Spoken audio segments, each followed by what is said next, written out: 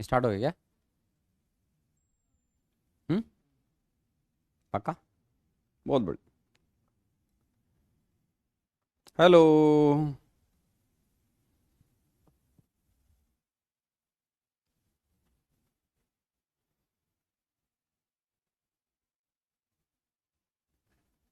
Connect नहीं हो रहे शायद। हैं? आराम से आराम। कोई आवाज़ इतने करेगा क्या?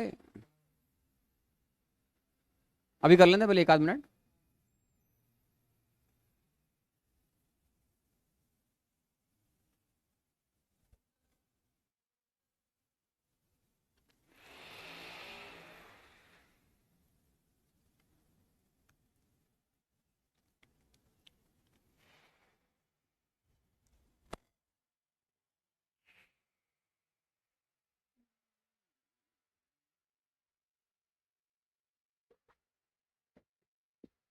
Hello hello. कुछ भी नहीं आ रहा है यार। ये टेम्परेचर बढ़ा रहे थे तो यार एसी का मेरे को ठंड लग जाएगी यार। मैं तो 27 कर दे तो। हाँ बहुत बढ़िया स्वास्थ्य। क्या हो गया मेरा दोस्त, क्यों नहीं चल रहा है ये?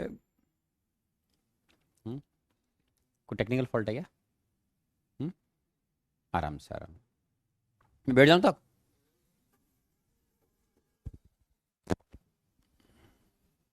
खड़े क्यों रहे फालतू?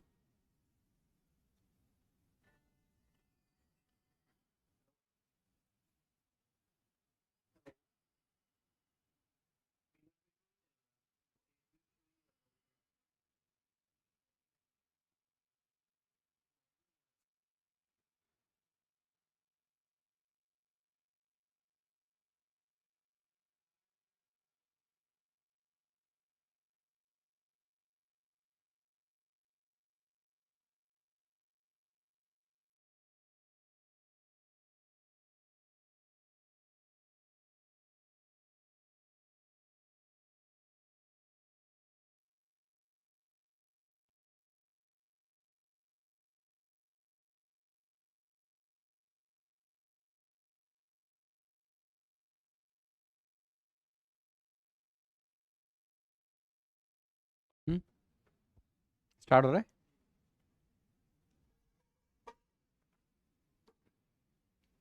Hello. Good evening good evening. Connect हो गया शायद, कनेक्ट हो गया। Very good very good. Welcome welcome welcome. आओ मेरे बच्चों। आइए आइए। Good evening good evening good evening. हाँ तो बच्चों। Sir when will course complete? अरे आईआईटी जेई का 11th क्लास का इसी साल होगा, चिंता मत करें। Good evening sir, good evening. When sir, when will syllabus complete? Yes, दिसंबर में हो जाएगा। मेरा तो दिसंबर से पहले पहले हो जाता है बेटा, है ना। आराम से हो जाएगा, कोई टेंशन नहीं है। मतलब चैप्टर है अभी काफ़ी बच रहे हैं। केमिकल इक्विलिब्रियम आएगा, उसके बाद आयनिक आएगा, गैस स्टेट है, लेकिन इसी साल में हो जाएगा अपन, अगले साल नहीं आएगा, डोंट वरी। ओके। तो मेरे बच्चों लास्ट क्लास में हमने एटॉमिक स्ट्रक्चर पढ़ रहे थे और मैंने आपको होमवर्क दिया था, तो आपको थोड़ा सा डिफिकल्ट होमवर्क था। तो आपने सॉल्व किया होगा आई होप सो, और आपने टेस्ट भी दिया होगा, तो मैं उम्मीद करता हूँ कि आपके बहुत अच्छे पॉजिटिव मार्क्स आ रहे होंगे। कम भी आए तो मेहनत जारी रखें, अच्छे रिजल्ट्स आ जाएंगे, घबराएं नहीं, है ना। ठीक है, आ जाइए। तो अब हमारा होमवर्क जो डिस्कशन है,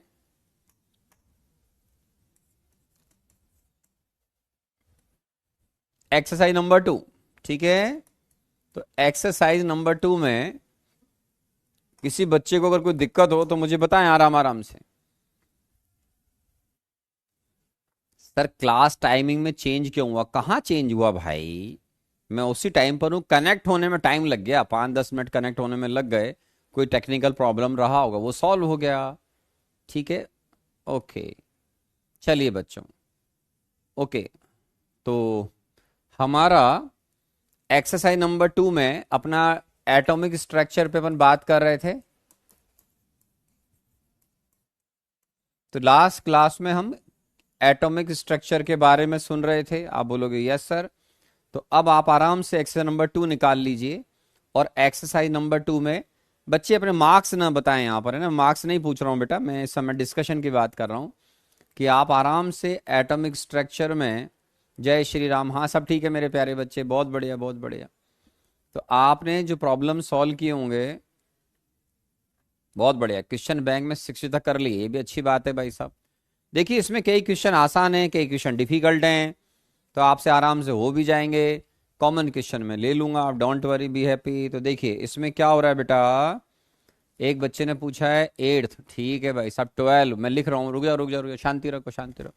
तो एक बच्चे ने पूछा है फर्स्ट, इसमें एक आ रहा है 8th, ठीक है भाई साहब, है ना, ओके बस। और भी है क्या?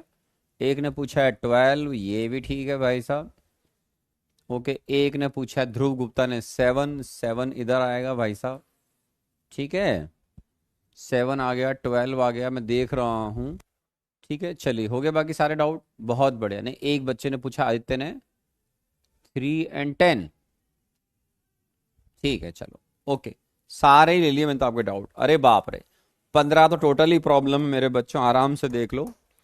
तो 1, 3, 7, 8, 10, 12, ओके। चलिए बताता हूं मैं आपको, है ना। चलिए देखिए सबसे पहले जो 1 है, सॉल्यूशन नंबर 1, मैंने इसीलिए सारे डाउट कल पहले लिख लिए ताकि बाद में प्रॉब्लम्स ना आए, ठीक है। अब देखिए फर्स्ट में 1.8 ग्राम हाइड्रोजन एटम है। मैं इसका एक हिंट देता हूं, फिर आप कैलकुलेशन करते रहना मेरे बच्चों।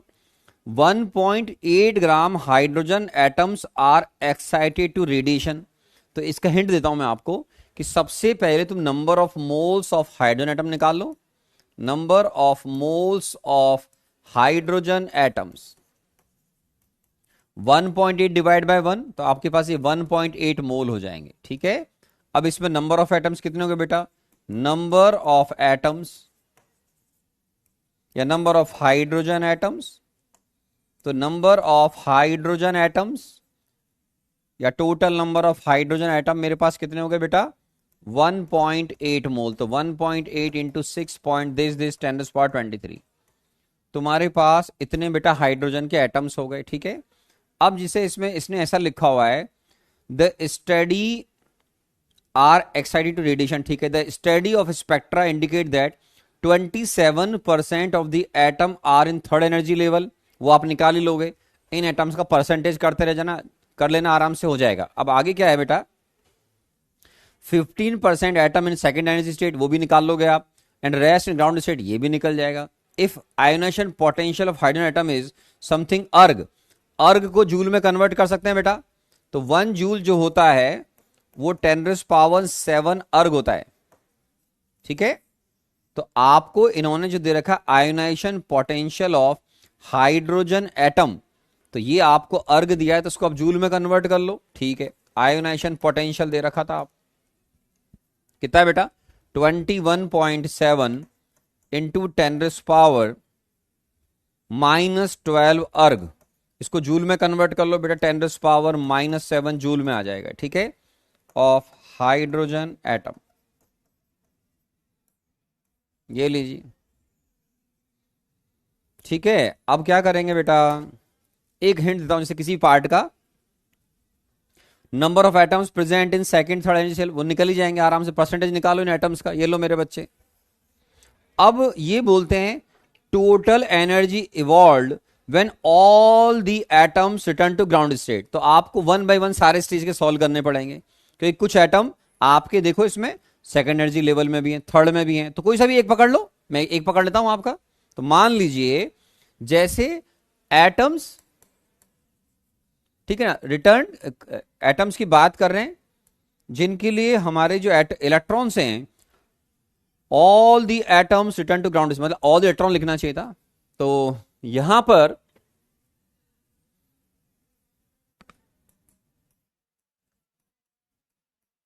रिटर्न फ्रॉम, कहां से कहां बेटा, मान लो मैं थर्ड से 1 पे गिर रहा हूं, from third to ground state, तो आप बड़े आराम से कर सकते हैं। अब उसके लिए क्या करना पड़ेगा बेटा, डेल्टा ई। अब डेल्टा ई का फॉर्मूला क्या होता है, जैसे एक केस कर रहा हूं सॉल्व केवल 13.6, आप बोलोगे यस ईवी 1 स्क्वायर, इलेक्ट्रॉन को कहां से कहां गिरा रहे हो बेटा, इसमें जो आपने लिखा है रेडिएशंस हुए, रेडिएशंस गेन करे एटम्स ने, वो ट्रांसफर हो गए इलेक्ट्रॉन्स। अब बोलते हैं total energy evolve when all the atoms return to ground state, तो कोई सा भी एक केस ले लो, तो जैसे आपने मान लो लिया 13.6 दिस 1/3 से 1 पे गिराओ इलेक्ट्रॉन, ये लीजिए, और ये आएगा बेटा ईवी में इंटू 1.6 इंटू 10⁻⁻19 जूल। लेकिन ये आया है जूल पर एटम। आप बोलोगे यस सर। अब आप बोलो टोटल एनर्जी जो रिलीज होगी, आपको मालूम होना चाहिए कि आपके पास कितने मोल एटम्स थे। आप बोलोगे 1.8, उसका भी कितना पार्ट n=3 पर प्रेजेंट था वो भी पढ़ना पड़ेगा।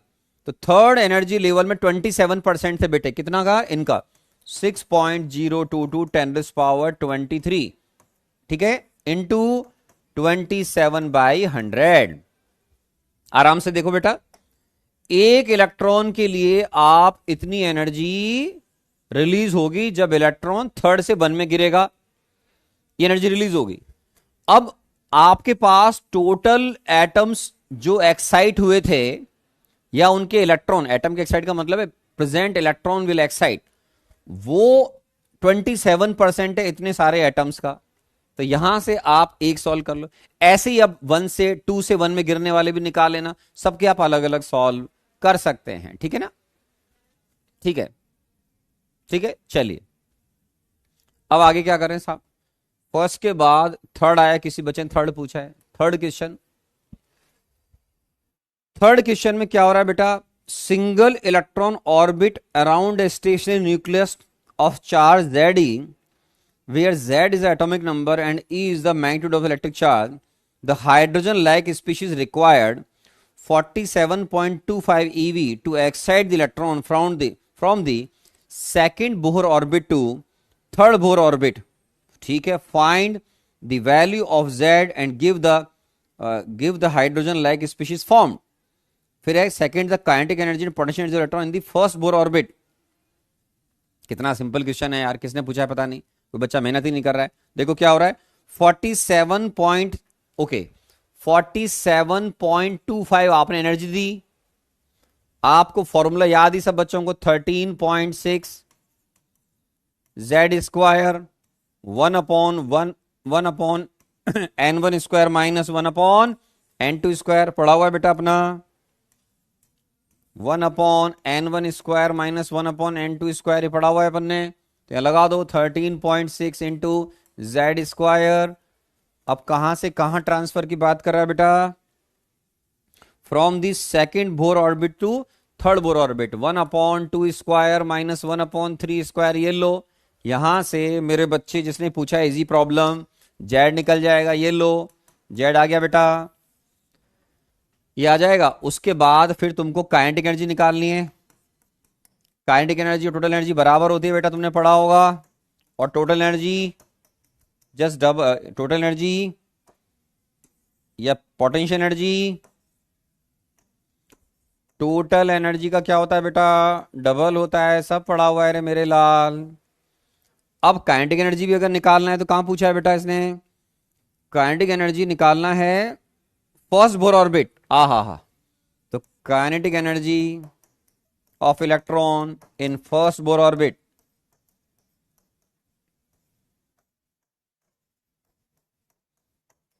क्या निकल जाएगी बेटा, फर्स्ट ऑर्बिट में क्या एनर्जी होती है, 13.6 Z स्क्वायर अपॉन 1 स्क्वायर, ये लो Z की वैल्यू रख देना, आंसर आ जाएगा बेटा, ये आएगा EV पर एटम में। बस Z निकालना था, इतना आसान प्रॉब्लम यार, गलत का है तो कुछ बच्चे मेहनत नहीं करते हैं यार, ये तो डिफिकल्ट नहीं है मेरे प्यारे बच्चे, कहां डिफिकल्ट है, फॉर्मूले में रखना है, Z निकालना है, कमाल कर रहे हो यार, वेरी बैड, ठीक है ना।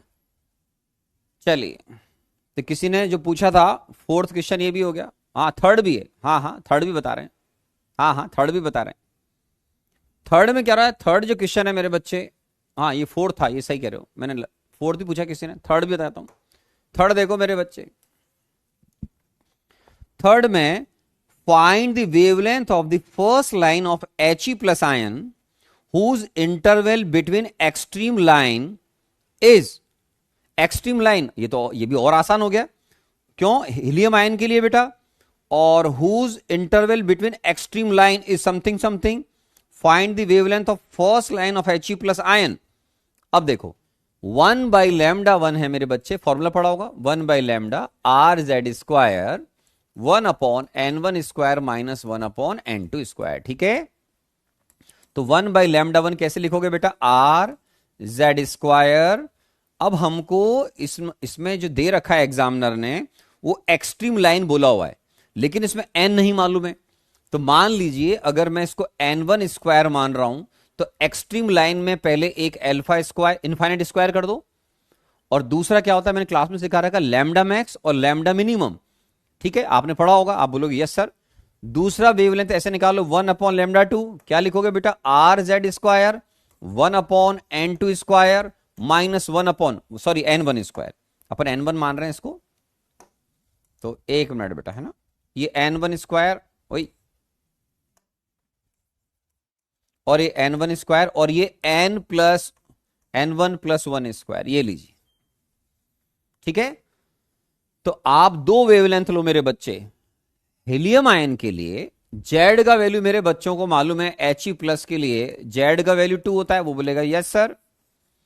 एक्सट्रीम लाइन अभी ये नहीं मालूम है कि इलेक्ट्रॉन कहां प्रेजेंट है। मान लो मेरे बच्चों ऐसे ये 2 में प्रेजेंट होता, तो 2 के लिए कॉन्जिक्यूटिव क्या होता है, एक 3 और एक इनफाइनाइट से गिराओ। तो अपने क्लास में पढ़ा हुआ एक लैम्डा मैक्स और लैम्डा मिनिमम, दोनों के बारे में बात हो रही है। अब सामने वाले ने आपको डिफरेंस दे रखा है 1/λ1 माइनस 1/λ2 का, तो आपको जो दे रखा है उसके बराबर पुट कर दो और n निकाल लो। तो यहां पर इन्होंने लिखा है कि find the wavelength of the first line of He plus ion. तो यहां से आपको जो दे रखा है, कितना दिया था बेटा, 2 पॉइंट, पढ़ रहा हूं मैं, 7451 इंटू 10⁻⁴ कितना दिख रहा है बेटा, 4 10⁻⁴। ये यूनिट ध्यान रखना सेंटीमीटर इनवर्स है। ठीक है, ओके। तो आपको आर की वैल्यू भी इसी सिस्टम में यूज करनी चाहिए।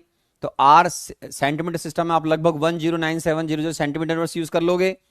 तो आर आप यहां पे लगभग दे रखा है कि नहीं दे रखा, मैंने नहीं दिया है, देख चेक कर लेता हूं। अगर नहीं दे रखा है तो राउंड फिगर में आप 109700 सेंटीमीटर लगभग ये यूज कर लेना। ठीक है, अप्रोक्सीमेटली 109769 ऐसा कुछ होता है, तो रफली दे देंगे 109700 जो भी देगा एग्जामिनर, है ना। यहां से n निकाल लेना मेरे बच्चों। अब यहां से आपको n1 मालूम चल गया। एक्चुअल में सॉल्व करोगे तो n1 की वैल्यू 3 आती है मेरे प्यारे बच्चों। फैक्ट क्या है, n1 की वैल्यू 3 आती है, सॉल्व कर लेना। अब ये बोलते हैं कि find the wavelength of first line of He plus ion spectral series whose interval between extreme line is something. तो अब फर्स्ट लाइन का अगर मुझे सॉल्व करना है, तो फर्स्ट लाइन के लिए क्या करोगे मेरे बच्चों, n1 की वैल्यू 3 आ गई। अब सब बच्चों को मालूम है कि फर्स्ट लाइन का मतलब हो गया 1/λ is equal to R Z square 1/3 square minus 1/4 square. ये आपका आंसर होगा। तो ये डिफिकल्ट नहीं था। फर्स्ट सेकंड लाइन लिखाया था मैंने, alpha line, beta line, gamma line, first line, second line, third line. ठीक है, तो इसमें n1 सॉल्व करना था, फिर प्रॉब्लम सॉल्व करना था। ठीक है, चलिए हो गया। इसके अलावा हमारी जो प्रॉब्लम्स हैं 7th 8th, ठीक है, 7th 8th, 7th कौन सा है भाई, certain dye absorb 4530 angstrom and the fluorescences of something 508 something तो maximum something condition 45.3% of the absorb energy is emitted. Okay, तो देखो इसमें क्या करोगे तुम, एनर्जी पहले एब्जॉर्ब निकाल लेना इसमें, और एनर्जी जो इमिट हो रही है मेरे बच्चे उसमें फर्क है। जितने एनर्जी एब्जॉर्ब हो रही है उसका 40 कितना बेटा 5.3% of the absorb energy emitted. तो फिर इधर करना पड़ेगा multiply into 45.3% is equal to E emitted. तो देखो प्रॉब्लम क्या है, एक डाई है, उसने सर्टेन वेवलेंथ के रेडिएशंस को एब्जॉर्ब कर लिया और इमिट कर रहा है वो 5080 एंगस्ट्रॉम के रेडिएशंस को। ये बोलते हैं wavelength of maximum absorption that under given conditions 45.3% of absorb light is emitted. आप बोलोगे ठीक है, calculate the ratio of the number of quanta emitted to the number absorb. तो ठीक है, इसमें क्या दिक्कत आ रही है बताओ, इसको कैसे निकाल लोगे बेटा, N S C by lambda absorb, S C by lambda absorb दे ही रखा होगा मेरे बच्चों, इंटू 45.3 डिवाइड बाय 100, ठीक है। और इसको लिखो मेरे बच्चों एन इमिटेड, एन क्या है, वो number of moles of photon जो इमिट होंगे, ये S C by lambda emitted.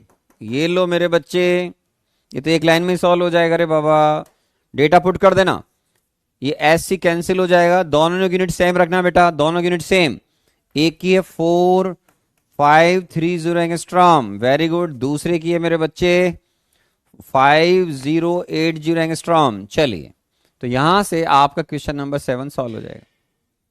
Easy question था ये, जिसने भी पूछा। और तो कोई नहीं है भाई साहब। चलिए 8th तो सीधा फॉर्मूला बेस्ड क्वेश्चन है बेटा। क्वेश्चन नंबर 8th में KE1 जो आप सॉल्व करोगे 2 बार लिखना होता है, ये तो बहुत इजी क्वेश्चन है। H न्यू1 माइनस वर्क फंक्शन 5 बोल दो, W लिख दो, फिर KE2 मेरे बच्चे H न्यू2 कर लो माइनस W कर दो, दोनों को डिफरेंस लेकर प्रॉब्लम को सॉल्व कर देना। ये तो प्रॉब्लम आसानी से हो जाएगा बेटा, है ना। किसी ने 8th भी पूछा था, और रिलेशन दे रखा है आपको कि इन दोनों की काइनेटिक एनर्जी में क्या दे रखा है, produce this kinetic 2 times the के ऑफ द समथिंग समथिंग, मतलब सामने वाले ने KE1 को भी दे रखा है, KE1 is just double of KE2। ये तो प्रॉब्लम आसान प्रॉब्लम है, ऐसे नहीं करोगे तो बेटा जेई कैसे निकलेगा रे मेरे लाल। 7th 8th 10th 12th बहुत बढ़िया, 10 12 भी है अभी तो। ओके 10 से पहले किसी का तो और कोई क्वेश्चन तो नहीं है भाई, 10 से पहले को किसी का डाउट तो नहीं रह गया, ठीक है। ओके 10 से पहले को डाउट तो नहीं गया, ठीक है, चलो नहीं है तो बहुत अच्छी बात है। अब देखो भाई साहब, क्वेश्चन नंबर जो 10th है ये थोड़ा लेंथी क्वेश्चन है। ये 13 कौन पूछ रहा है, निखिल सिंह बघेल, ये इसी के डाउट है क्या सारे, एक ही लड़के के बस, ये पढ़ता लिखता नहीं है भाई, तू 13 भी तेरे को बताना है, 14 तुझे बताना है, चलो कोई नहीं, सारे एक ही बच्चे के डाउट आ रहे हैं, और किसी बच्चे के डाउट नहीं है भाई, बाकी बच्चे कहाँ गए, ये टाइप करे जा रहा है। चलिए अब इसमें क्या हो रहा है, अच्छा ठीक है, शौर्य पटेल इसका अलग डाउट आया है, ठीक है भाई साहब, ठीक है ठीक है। ओके तो देखिए इसमें क्या हो रहा है बेटा, क्वेश्चन नंबर 9th का सी भी पूछा है किसी ने, 9th का सी, बहुत बढ़िया। 9th के सी में बेटा क्या करना पड़ेगा, आपने पार्ट ए और बी सॉल्व करने के बाद आपने लैम्डा निकाल लिया होगा, आप बोलोगे यस सर। फिर मैंने क्लास में पढ़ाया था बेटा कि डेल्टा एक्स इंटू जो डेल्टा लैम्डा है वो आप जब सॉल्व करोगे तो ये आपका सॉल्व होने के बाद मैंने क्लास में सिखाया था लैम्डा स्क्वायर अपॉन 4 पाई के बराबर होता है ना, आराम आराम से। इसको बोलते हैं uncertainty in wavelength, uncertainty in position. अब इसमें क्या है बेटा, डेल्टा पी इंटू जो डेल्टा एक्स है वो होता है greater than equal to H upon 4 pi. तो पहले आप क्या करो, आपको चेंज इन मोमेंटम दे रखा है बेटा, क्या दे रखा है, डेल्टा पी। डेल्टा पी जो है वो आपको इन्होंने दे रखा होगा, पढ़ो इसमें देखो दे रहा है नीचे 6.62 इंटू 10⁻⁻28, तो 6.62 इंटू 10⁻⁻28, यहां से जूल सिस्टम में बेटा केजी मीटर पर सेकंड, राइट। यहां से डेल्टा एक्स निकाल लो, इस डेल्टा एक्स को यहां रखो, लैम्डा ए और बी पार्ट सॉल्व हो गया आ जाएगा, यहां से अनसर्टेनिटी इन वेवलेंथ आ जाएगी। ये वो बच्चे कर पाएंगे जिन्होंने क्लास अटेंड की, और ये फॉर्मूले का डेरिवेशन मैंने क्लास में करवाया था, delta X into delta lambda. कहां से करवाया था बेटा, ये बताया था, lambda is equal to H upon P, या P is equal to H by lambda, फिर अपने डीपी बाई डी लैम्डा करके इस फॉर्मूले को लेकर आए थे। तो जिस बच्चे ने पूछा है 9th का सी, उसका आंसर किया है बेटा, पहले ये फॉर्मूला आना चाहिए आपको, क्लास में इसका डेरिवेशन करवाया था, फिर आप पहले डेल्टा पी से डेल्टा एक्स निकाल लो, डेल्टा एस को यहां रखना, डेल्टा लैम्डा का मतलब है अनसर्टेनिटी इन वेवलेंथ, ठीक है। तो यहां से सॉल्व हो जाएगा, ठीक है, ओके, ठीक है। एक बच्चा बोल रहा सर 10वें और 13वें का हिंट दे दो सर। ओके, ठीक है ना, चलिए बहुत बढ़िया। अच्छा सर क्या है, अब क्या हो रहा है, अच्छा ठीक है। नाइन्थ का बी में भी डाउट आ गया क्या यार? नाइन्थ का बी जो है देखो, फिर पूरा यार पहले ही बोल दिया करो ना, पूरा पूछ रहे हो। नाइन्थ का देखिए, जो ए है वो क्या होता है बेटा, काइनेटिक एनर्जी होती है H new minus H new not, ठीक है। तो इसमें सामने दे रखी है कि वर्क फंक्शन 25 है और आपका फोटोन वेवलेंथ समथिंग है। तो सिखाया था क्लास में 1240 डिवाइड बाय 12.4, ये क्या बेटा 12.4 nm। तो ये आपका ईवी में आ जाएगा बेटा, माइनस वर्क फंक्शन दे रखा है आपको 70 कितना 25। तो सॉल्व कर लो बेटा इसको, 100 माइनस 25 75 ईवी आएगा बेटा, है ना। तो काइनेटिक जो एनर्जी है वो होती है बेटा चार्ज इंटू वोल्टेज। तो ये क्या हो जाएगा बेटा E इंटू वी, मतलब जो एक्सलेशन के लिए पोटेंशियल है वो 75 वोल्ट हो गया बेटा। तो क्लास में सिखाया था मैंने कि लैम्डा जो होता है, अगर आपको यूनिट डायमेंशन याद हो सारे, तो बाय दिस ये इसमें एंगस्ट्रॉम में आता है। Potential difference applied across to plates मैंने सिखाया था आपको। तो पहले आपको बेटा काइनेटिक एनर्जी निकालनी पड़ेगी, ये बहुत आसान काम था। ए से बी का वोल्ट निकलने के बाद अब आप इसको सॉल्व करोगे तो बी पार्ट आ गया बेटा, फिर उसके बाद जो सी पार्ट मैंने अभी बताया वैसे करना है ना। तो नाइन्थ का बी भी हो जाएगा। हाँ बहुत बढ़िया, एक बच्चा लिखा 75 ईवी आ जाएगा सर, बहुत बढ़िया सर, ठीक है, ठीक है। चलिए और बताएं। तो ये किसी बच्चे ने पूछा नाइन्थ का सी, 10th 12th, ये भी बता रहा हूं भाई साहब, 10th 12th, ओके। और किसी का डाउट 10 12 के अलावा कोई बता देना भाई साहब, 10th और 12th। देखो मेरे बच्चे 12th क्वेश्चन, 10th लेंथी है, 10th को मैं आराम से बताऊंगा अभी। In the emission spectrum of hydrogen atom from energy level and to ground state is one or more step. No line belongs to the bracket series observed. What is the wave number of lines belonging to Balmer series? तो देखो क्या हो रहा है, bracket series okay, Lyman n is equal to 1, बामर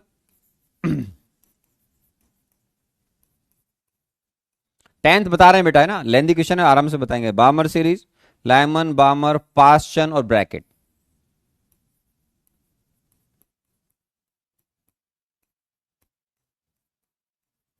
ठीक है। तो ये बोलते हैं कि कोई भी इमिशन हाइड्रोजन एटम के लिए जिसमें emission spectrum hydrogen atom from ground state energy level and to ground state in one or more step, ये बोलते हैं कि देखो जब तुम्हारे पास हाइड्रोजन एटम्स का सैंपल होगा तो उसमें इलेक्ट्रॉन जब गिरेंगे तो वो तो सारी स्टेज में आते हैं, Lyman, बामर, Paschen, bracket, P fund सारा पढ़ा हुआ है अपन ने। तो ये सामने मना कर रहे हैं कि ब्रैकेट सीरीज नहीं हो सकता है। तो ब्रैकेट सीरीज अगर नहीं होगा मेरे बच्चों तो n इज इक्वल टू 2 और n इज इक्वल टू 3, यहीं से आपके ट्रांजिशंस हाइड्रोजन एटम के जब इलेक्ट्रॉन हायर एनर्जी स्टेट से लोअर एनर्जी स्टेट में गिरेंगे और उसमें अगर ब्रैकेट सीरीज नहीं है तो इसका मतलब है तुम्हारे पास जो इलेक्ट्रॉन्स हैं वो ले देकर 3 से या 2 से ही नीचे गिर रहे हैं, बस सीधी सी बात है यहां पर। नहीं तो यहां पर क्या हो रहा है कि आपको and to ground state in one or more step, वाह। तो देखो ये इलेक्ट्रॉन मान लीजिए कोई है तो ये ऐसे भी गिर सकता है मेरे बच्चों कि इलेक्ट्रॉन पहले ऐसे गिरे, ये एक कंडीशन ऐसी आएगी, फिर ये यहां से यहां गिर जाए। तो ये तो हो गई बेटा बामर सीरीज, हो गई लाइमन सीरीज। एक ये डायरेक्ट यहां से यहां गिरे आप, ये भी एक पॉसिबिलिटी है।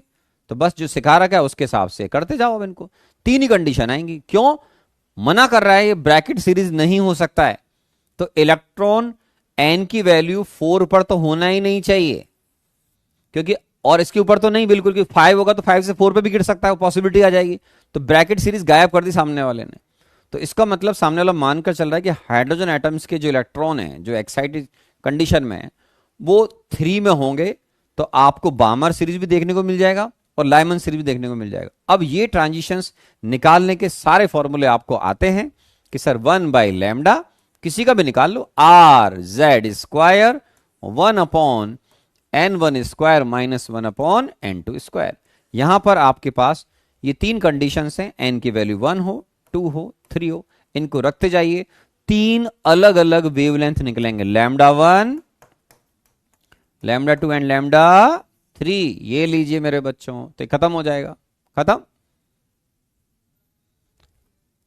एक बच्चा बोला 4 पर हो सकता है क्या? नहीं, 4 पे नहीं हो सकता है, समझ रहे हो आप? तो यहां पर जो बात कर रहे हैं वो इन्होंने लिखा है no line belonging to bracket series observe. हाँ, 4 पे भी आप ले सकते हो, ये बात तो है। नो लाइन बिलोंग्स टू, क्या लिखा है ये? No line belongs to bracket series observe, what is the wave number of line belongs to. अच्छा ठीक है, तो अपने को फिर चेंज करना पड़ेगा इसमें। देखो क्या हो रहा है, सामने वाले बोल रहे हैं कि यस 5 पे नहीं होना चाहिए। अगर ये बिलोंगिंग सीरीज ब्रैकेट सीरीज लिख रहा है, यस, इसमें चेंज करता हूं मैं, तो इसमें 10 12 बता देंगे, पहले 12 खत्म कर देते हैं। देखो ये बोलते हैं कि ब्रैकेट सीरीज पर नहीं आना चाहिए, ओके।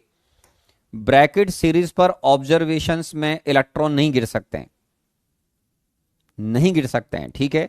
नहीं गिरेंगे तो n = 4 पर कोई भी इलेक्ट्रॉन ऊपर से नीचे नहीं गिरना चाहिए, ये ठीक है।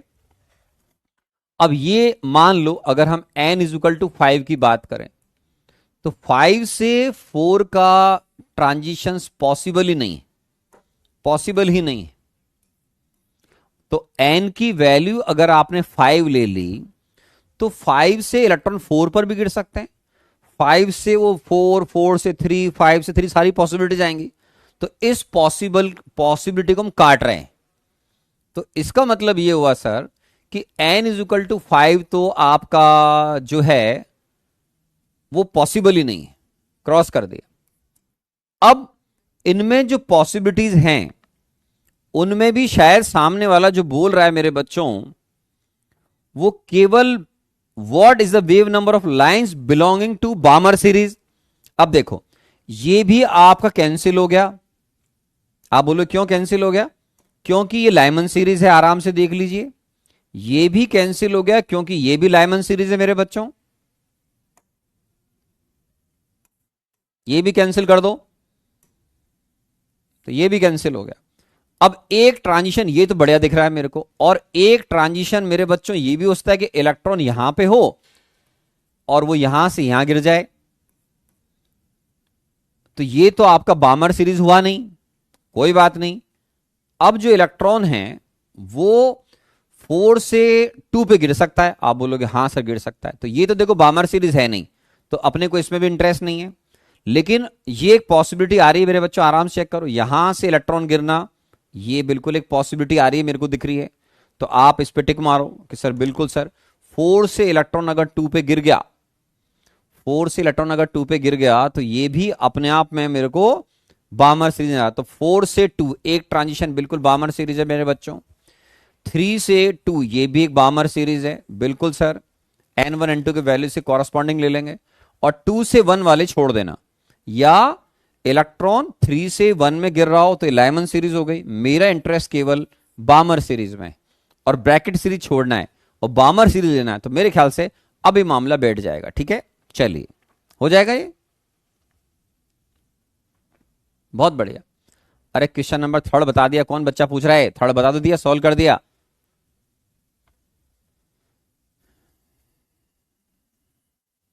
ठीक है, तो यहां पर इन्होंने कहा, तो ये जो क्वेश्चन था उसमें था what is the wave number of lines belonging to the Balmer series.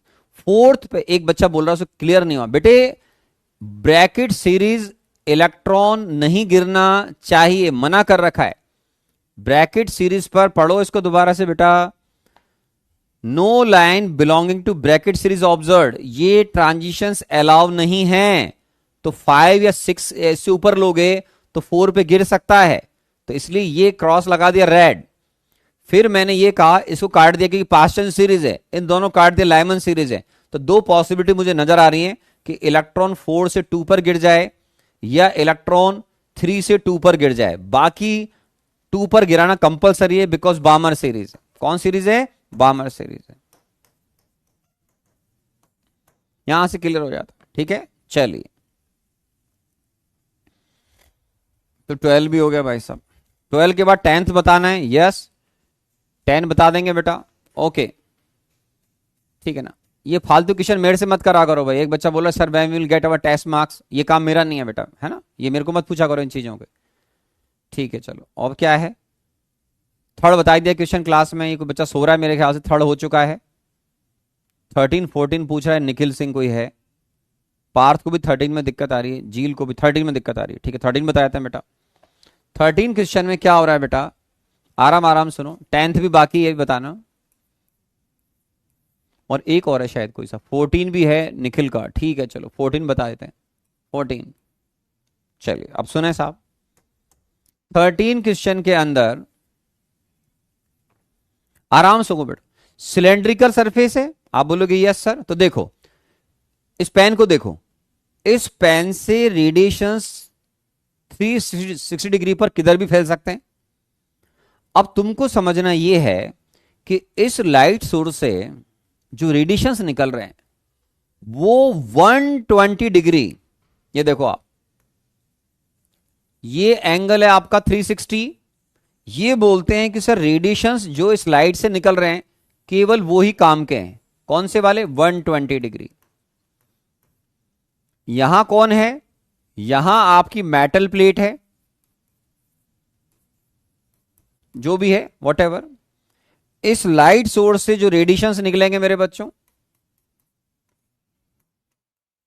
ये जो फोटॉन्स निकलेंगे ये उस सिलेंड्रिकल जो सरफेस दे रखी है उसके मेटल पर जाकर गिरेंगे। मेटल के अंदर प्रेजेंट जो एटम है, एटम के अंदर प्रेजेंट इलेक्ट्रॉन्स हैं वो बाहर निकलेंगे, उसको बोलते हैं फोटो इलेक्ट्रॉन्स। तो यहां से जो जाएंगे अब लौट कर कौन आएंगे बेटा? फोटो करंट, फोटो इलेक्ट्रॉन्स बोलना चाहिए। अब ये फोटो इलेक्ट्रॉन्स आपके जो इफेक्टिव हैं सारे जो आएंगे यही तो आएंगे। तो फोटो इलेक्ट्रॉन्स इस लाइट सोर्स का 240 डिग्री पर ये आपका वेस्ट हो गया, ये काम का है। ये लाइट देखो मेरे 360 डिग्री, इस लाइट से 120 डिग्री पर ही निकलने वाले रेडिएशंस मेटल प्लेट पे जा रहे हैं। 240 डिग्री मतलब 2/3 जो सोर्स है लाइट का बेकार हो गया। तो 90 जो वॉट है मेरे बच्चों, 90 वॉट का मतलब होता है 90 जूल पर सेकेंड। ठीक है, तो आपके इस लाइट सोर्स से, ये लाइट सोर्स है मेरे बच्चों,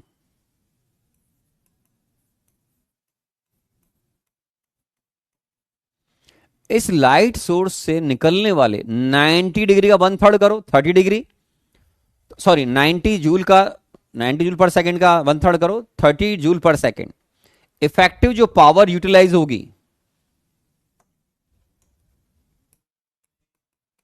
इफेक्टिव पावर यूज्ड वो होगी sir 90 degree, 90 what 120 divide by 360, easy language में 30 वॉट। 60 वॉट ये वाला जो एनर्जी है ये आपका बेकार हो गया, ऐसा डायग्राम में मेंशन था। आप बोलोगे ठीक है सर। तो अब ये 30 जो वॉट है इतना सा बस, ठीक है, ये जो आपको दिख रहा है, ये जो लेवल दिख रहा है आपको, केवल इतने पर सिलेंड्रिकल जो मेटल सरफेस आ रही है उस पर इलेक्ट्रॉन्स जाएंगे। लाइट सोर्स से पहले रेडिएशन जा रहे हैं, रेडिएशंस इलेक्ट्रॉन को वापस ला रहे हैं। तो ये जो इलेक्ट्रॉन्स वापस आएंगे उनका नाम होता है फोटो इलेक्ट्रॉन, जो मेटल की सरफेस से बाहर निकलेंगे। मेटल की सरफेस से कौन बाहर निकल रहे हैं? Photo electron. इलेक्ट्रॉन कहां से आए बेटा? इलेक्ट्रॉन कहां से? मेटल की सरफेस से बाहर निकले। क्यों? लाइट सोर्स से निकलने वाले रेडिएशंस मेटल की सरफेस पर गिरे, इसको बोलते हैं फोटो इलेक्ट्रिक इफेक्ट। अब आप जानते हो कि E is equal to NSC by lambda. आप बोलोगे यस सर। तो आपके पास एनर्जी का जो लेवल है वो चाहिए 30 जूल पर सेकेंड। आप बोलोगे यस सर। अच्छा, इसमें क्या हो रहा है बेटा, एन की वैल्यू पर निकाल ही लेंगे। अब इन्होंने कुछ दे रखा होगा, आपको दे रखा है 4000 एंगस्ट्रॉम। ओके, तो ये लो, यहां एनर्जी आ गया 30 joule per second. N, h की वैल्यू दे रखी है बेटा, यस 6.4 इंटू 10⁻34, 3 इंटू 10⁸8। ये लैम्डा मेरे बच्चों यहां से सॉल्व करना, आपको लैम्डा भी रख देता हूं। लैम्डा की वैल्यू क्या है बेटा, 4000 एंगस्ट्रॉम। तो 4000 एंगस्ट्रॉम कन्वर्ट करो, 4000 इंटू 10⁻10 मीटर। यहां से एन निकाल लो बेटा, ठीक है। फिर क्या सिखाया था कि आपको फोटो करंट, अब देखो सामने वाला क्या मिल रहा है बेटा, calculate the magnitude of photo current जो फ्लो होगा। तो कितने फोटो करंट फ्लो होंगे भाई साहब, तो ये जो सामने बोल रहे हैं उसके अकॉर्डिंग फोटो करंट क्या होता है भाई साहब, 1 सेकंड में, इजी लैंग्वेज पर सेकंड, आपके पास एक वायर है, उस वायर में से कितने इलेक्ट्रॉन निकल रहे हैं वो देख लो और उसको 4 से मल्टीप्लाई कर दो। तो इजी लैंग्वेज में फोटो करंट जो आएगा वो हो जाएगा एन इंटू ई पर सेकेंड। तो आपके पास एन की वैल्यू यहां से आ जाएगी। इलेक्ट्रॉन का चार्ज कितना होता है बेटा, 1.6 इंटू 10⁻19। तो ये लीजिए, आपका आंसर यहां से एम्पियर में आ जाएगा, ठीक है। तो जो अच्छी बात थी इसमें नोट करने की डायग्राम से वो ये थी कि सारा पावर यूज नहीं होगा, उसका केवल 1/3 पोर्शन यूज होगा फोटो इलेक्ट्रॉन्स को बाहर निकालने के लिए मेटल से। अब हो जाएगा सर, बड़ी अच्छी बात है, ध्रुव ने अच्छा कहा है ना। चलिए, अच्छा 6 पॉइंट जो भी दे रखा हो, चलो 6.4 दे रखा है, चलिए हो गया। तो 13 भी हो गया बेटा। 13 के बाद आता है 14। 14 भी पूछा है किसी बच्चे ने। 14 आई थिंक इजी है। Infrared lamps are use to restaurant to keep the food warm, yes. तो 14 जो प्रॉब्लम है आसान लग रहा है मुझे relatively. The infrared radiation is strongly absorb by water, raising its temperature and that of food. If the wavelength of infrared radiation is assumed to be 150 something and the number of photons per second of infrared radiation produced by an infrared lamp that consume energy at the rate of 100 watt and 12% efficient only. अरे बाप रे, what is the value of x? देखो मेरे बच्चों, 100 what, 100 what का मतलब हो गया बेटा 100 जूल पर सेकेंड। आप बोलोगे यस सर। अब प्रॉब्लम क्या आ रही है, इसमें भी ये बोल रहा है कि इसका केवल 12% इफिशियंट है, केवल 12%। तो इसका मतलब यहां से इतनी ही एनर्जी की आप बात कर पाओगे, 88% तो बेकार जा रहा है इसका। और इसको अपन क्या करेंगे, बहुत सिंपल, बस कैलकुलेशन कर लो, N S C by lambda से, लैम्डा दे ही रखा है बेटा, ये लो। ये तो बहुत आसान प्रॉब्लम होगी, इजी प्रॉब्लम था, ये इजी था। 15 15 भी है क्या भाई, 15 भी है। तो एक 10th बच रहा है और एक 15 बच रहा है, बहुत बढ़िया सर। 15 नहीं है, शायद 5 था, किसी ने 5 बोला, 15 नहीं है, 5 पूछा है, ओके। तो 5 जो है मैंने गलत देख लिया होगा।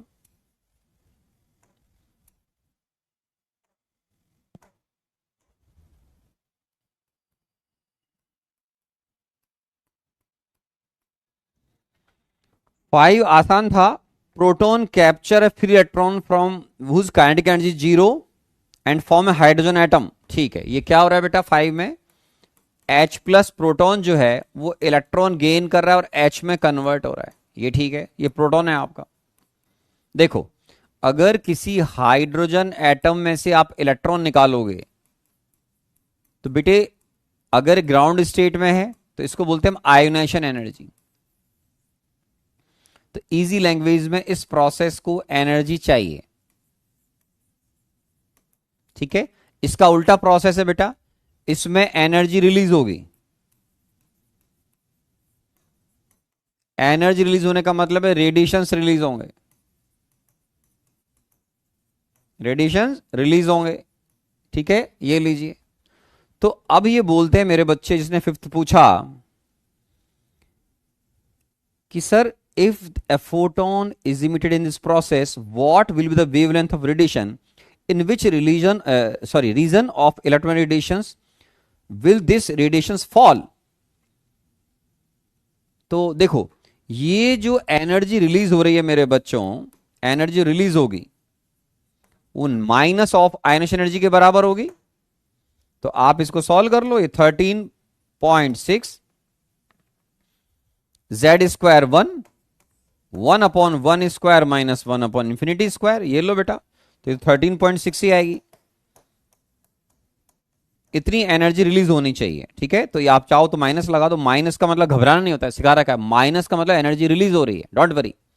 अब इन्होंने बोला कि सर इस केस में ये जो एनर्जी रिलीज होगी तो उस सिचुएशन में कौन से फोटोन की, या ये जो फोटोन की वेवलेंथ क्या होगी? बड़ा आसान हो गया बेटा, 13.6 एस सी बाय लैम्डा। ध्यान ही रखना बेटा, ये ईवी में आ रहा है, तो इसको मल्टीप्लाई करो 1.6 इंटू माइनस 19 जूल कर दो बेटा। अब एच की वैल्यू समझते हो, यहां लैम्डा जो आएगा बेटा वो मीटर में आएगा, ध्यान रखना।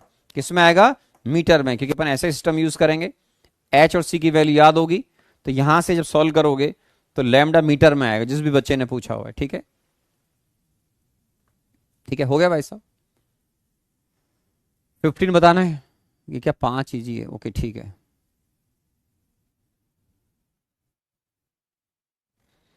बेटे इसमें देखो टाइम लगता है डिस्कशन में, जिसको लगता है कि डिस्कशन से काम का नहीं तो वो अभी क्लास में रेस्ट कर लो बेटा, है ना। जिनको पढ़ना है वो डिस्कशन करना वो करेंगे। चलिए, अच्छा 15 जो है, 15 पूछ रहा है, कौन सा पूछ रहा है भाई?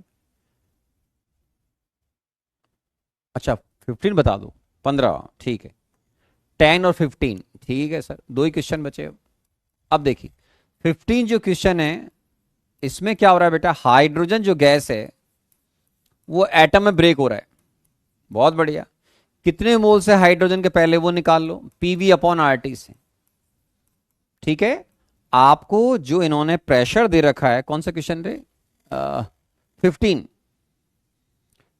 1 litre of hydrogen gas, 1 pressure दे रखा होगा बेटा 1 atm, आर 0.0821 T298, मोल्स निकाल लेना, ठीक है। मोल्स निकाल लो, इसके सॉल्व कर लेना, तो ये 0.04 मोल्स आएंगे बेटा, 0.04 मोल, ठीक है।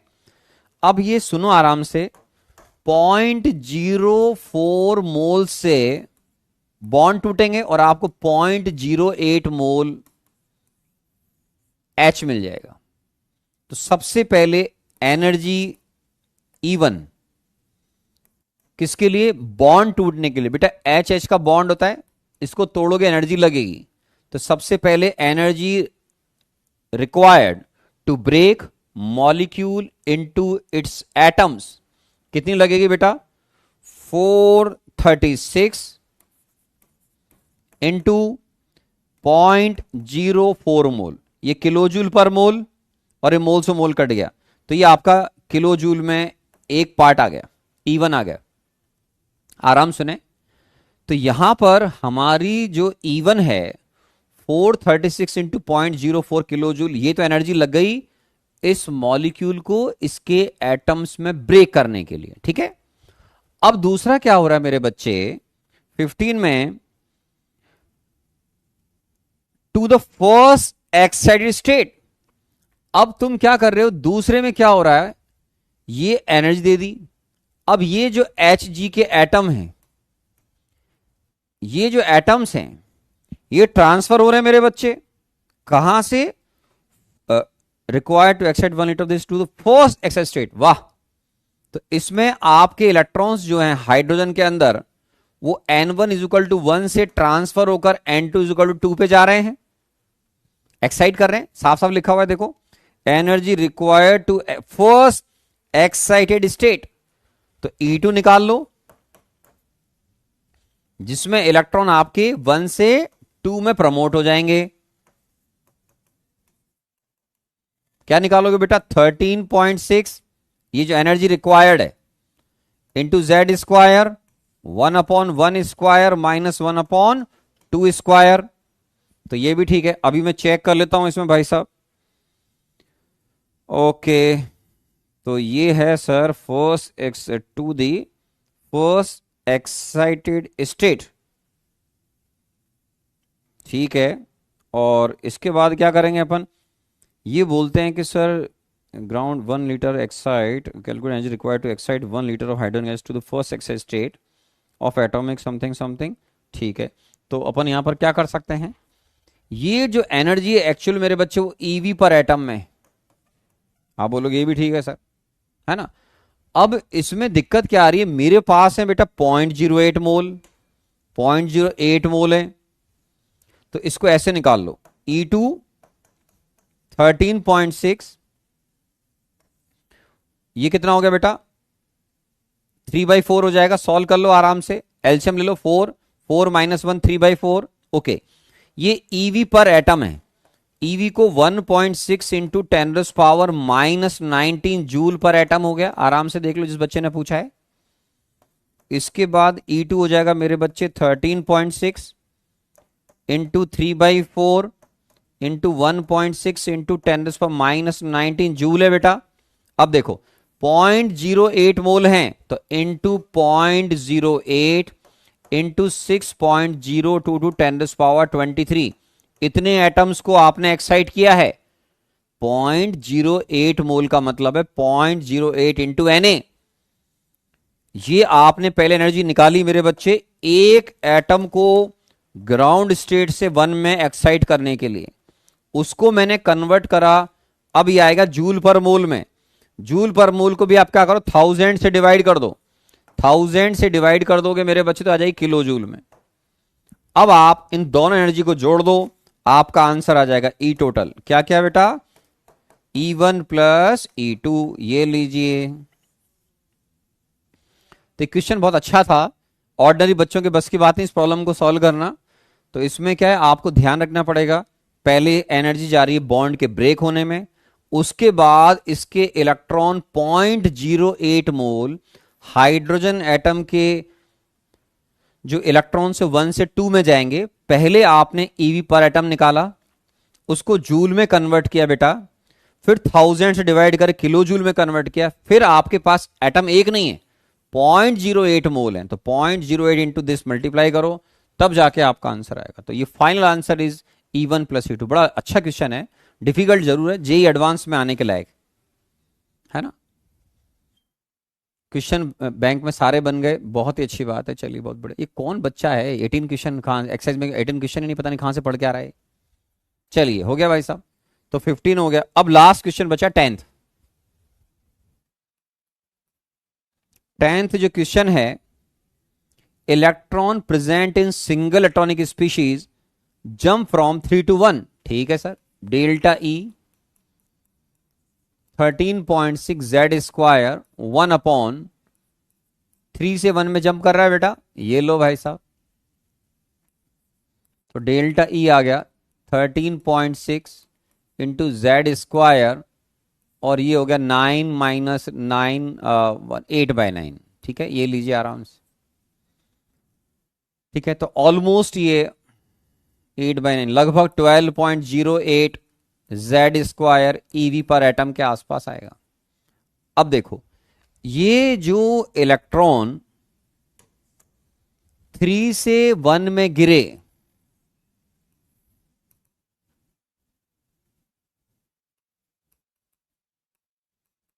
ये कौन है जेड मालूम नहीं, ठीक है, मतलब पार्टिकल पता नहीं है। ये जो रेडिएशंस निकलेंगे मेरे बच्चों, ये रेडिएशंस आपके गेन कर ली किसने, He+ ने, और इसके इलेक्ट्रॉन N1, ये कोई एक्साइटेड स्टेट है, इसका मतलब है N1 की वैल्यू एक पॉसिबल नहीं है। The value of N1 is not possible 1। Why because इसमें लिखा हुआ है इलेक्ट्रॉन He+ के एक्साइटेड स्टेट में है। तो यहां से जो इलेक्ट्रॉन प्रेजेंट होगा मेरे बच्चे, वो इलेक्ट्रॉन इस रेडिएशन को लेकर एक्साइट हो रहा है, कहां पर जा रहा है, N2 में जा रहा है। ये N2 मालूम नहीं। क्वेश्चन ये है कि इसमें N2 मालूम नहीं है, ना N1 मालूम है, ना ये मालूम है कि Z क्या है। तो पहले एक कॉमन सेंस लगाना है और इंटेलिजेंट मूव करना है कि सर यहां पर Z की वैल्यू क्या रहेगी। अरे भाई हीलियम का पार्टिकल N1 की वैल्यू ग्राउंड स्टेट में 1 होती है, वो तो हो ही नहीं सकता, साफ मना कर रहा है। अब अगर मान लो मेरे बच्चों हीलियम का He प्लस के लिए यहां पर N1 की वैल्यू 2 मिनिमम पॉसिबल है, क्या है मिनिमम, इससे ज्यादा ले सकते हो आप, 1 नहीं ले सकते हो, 2 से वो कहीं भी जा सकता है, 3 या 3 पे होगा तो 4 5 जाएगा, मिनिमम वैल्यू N1 की 2 आएगी, 1 पॉसिबल नहीं है। ये इंटेलिजेंट बच्चों के लिए नहीं, बहुत इंटेलिजेंट बच्चों के लिए क्वेश्चन है। N1 की वैल्यू 2 नहीं आएगी, सॉरी 2 हो सकती है, 3 4 हो सकती है, 1 नहीं होगी। अब मैं अगर इसके लिए कैलकुलेशन करूंगा तो डेल्टा ई आएगा 13.6 Z square 1/2 square minus 1/∞ square. ये इसको मैक्सिमम एनर्जी लगेगी, किसको, वो इलेक्ट्रॉन जो फर्स्ट एक्साइज स्टेट में होगा। अगर इलेक्ट्रॉन N1 की वैल्यू 3 4 5 है तो उसको तो और भी कम एनर्जी चाहिए आयोनाइज होने के लिए। तो इसकी जो एनर्जी आ रही है 13.6 EV पर एटम, ठीक है, 2 से 2 कैंसिल हो जाएगा स्क्वायर। तो इसका मतलब क्या हुआ सर, आपके पास जो भी पार्टिकल है, कौन से वाला, इधर जिसका जेड नहीं मालूम है, उसका जेड 1 ही हो सकता है बस। आप बोलोगे 1 क्यों होता है सर, ज्यादा 2 3 4 क्यों नहीं होता है? अगर किसी बच्चे ने दिमाग लगा के सुना मुझे ढंग से, जो वाकई में रियल में जेई एडवांस की तैयारी कर रहा है, जेई एडवांस की, उसको ये समझना है कि जेड की वैल्यू 1 ही हो सकती है, 2 3 नहीं हो सकती है। वो बोलेगा क्यों, अगर आपने जेड का वैल्यू 2 लिया तो ये सीधा 4 से मल्टीप्लाई होगा, इतनी एनर्जी पर तो हीलियम का आयन सर आयोनाइज हो जाता है, वो जो He प्लस है उसका इलेक्ट्रॉन निकल के बाहर भाग जाएगा, क्योंकि उसके लिए N1 की वैल्यू आप मना कर रहे हो, 1 नहीं हो सकती है। तो अगर मैंने मान लिया कि N1 की मिनिमम वैल्यू 2 है, तो सर 2 से इलेक्ट्रॉन इस एनर्जी को डाइजेस्ट ही नहीं कर पाएगा, वो तो इलेक्ट्रॉन बाहर निकल के भाग जाएगा। ये देखो आप, N1 की वैल्यू 2 मिनिमम ली मैंने, E मैक्स निकाला 13.6 आ रहा है, EV पर एटम आ रहा है। तो आयोनाइज कर रहे हो, आपने लिखा है कि इलेक्ट्रॉन एक एक्साइज स्टेट से दूसरी एक्साइज स्टेट में ट्रांसफर हुआ। आपके पास अगर जेड की वैल्यू 1 से ज्यादा लेते, अगर आप Z1 की वैल्यू, एक बच्चा बोले मान लो 2 ले लेता हूं सर, तो 2 का मतलब है 12.08 इंटू 4 हो जाएगा, तो उससे क्या हो जाएगा, He प्लस आयन आयोनाइज हो जाएगा। तो इसका मतलब जेड की वैल्यू 1 नहीं हो सकती, 1 से ज्यादा नहीं हो सकती सर, ओनली 1 ही पॉसिबल है। क्यों, क्योंकि अगर आपने Z2 ले लिया तो Z2 की कंडीशन में वो He प्लस का इलेक्ट्रॉन उसको छोड़ के भाग जाएगा, आयोनाइज हो जाएगा वो। तो इसलिए Z1 की वैल्यू 1 होनी चाहिए। अब Z1 की वैल्यू 1 होगी तो अपने को आगे ये समझना है कि सर आप N1 N2 की वैल्यू क्या लोगे। तो ये जो एनर्जी है सप्लाई 2.08, इसको आप सप्लाई करोगे किसको, हीलियम आयन को। इसका Z कितना है 2 स्क्वायर, ये लो, फिर 1/N1 square minus 1/N2 square, ये भी सही है। अब यहां पर N1 की वैल्यू क्या लेंगे सर, ये भी एक सोचने वाली बात है। अब तुमको सोचना है वापस से कि अगर मान लो आपने N1 की वैल्यू 3 ले ली, आप बोलोगे 3 ले ली सर, 3 लोगे तो यहां पर जो डेल्टा E आएगा वो 13.6 जेड स्क्वायर 1/3 स्क्वायर माइनस, अब आप कुछ भी लिख दो भले ही, आप चेक करो ये एनर्जी डाइजेस्ट नहीं कर पाएगा, He प्लस का आयोनाइज हो जाएगा, ये He प्लस आयोनाइज हो रहा है, देखो आप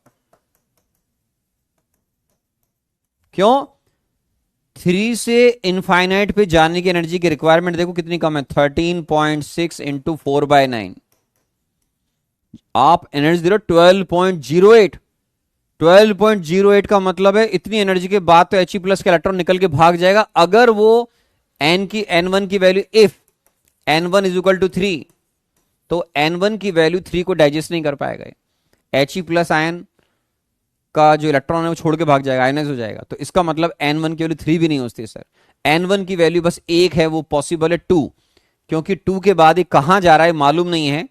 तो आप N1 की वैल्यू यहां पर 2 रखकर अब इसको सॉल्व करेंगे तो जाकर आपका N2 का वैल्यू आएगा और वही आपका आंसर होगा। क्योंकि He+ को कोई बच्चा बोलेगा ऐसा क्यों, क्योंकि आप 2 के अलावा कोई और वैल्यू लोगे तो He+ का आयन आयोनाइज हो जाएगा। तो इसलिए N1 की वैल्यू 2 लीजिए और N2 की वैल्यू अब कैलकुलेट करिएगा तो आपका आंसर आ जाएगा। ठीक है, चलिए चलिए अब आते हैं मेरे बच्चों क्वेश्चन बैंक के ऊपर। क्वेश्चन बैंक,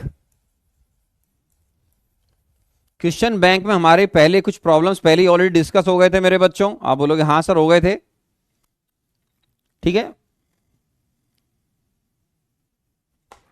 अब बताएं इसके अंदर क्वेश्चन बैंक में, इसमें अलग अलग क्वेश्चन है क्या? एक मिनट पानी पी लूं।